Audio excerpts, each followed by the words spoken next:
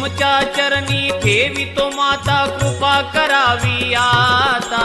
मजला दर्शन द्या हो स्वामी प्रभू दत्ता, आहो गुरु दत्ता.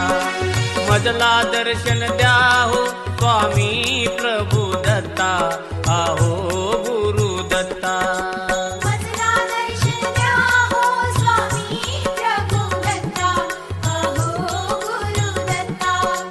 मजला दर्शन द्या हो स्वामी प्रभु दत्ता, अहो गुरु दत्ता.